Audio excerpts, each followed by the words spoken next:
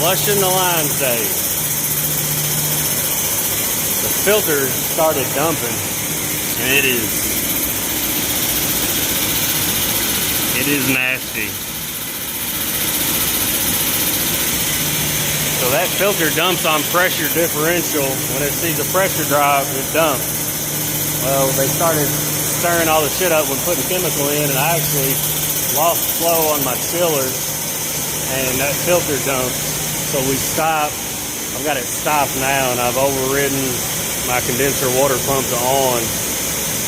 That way my pumps and my valves stay open.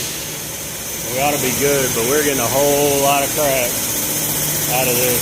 We might have to bypass this filter for a little while, but I'm going to let the water guys deal with that. I don't know anything about it. I just know it dumps on pressure differential.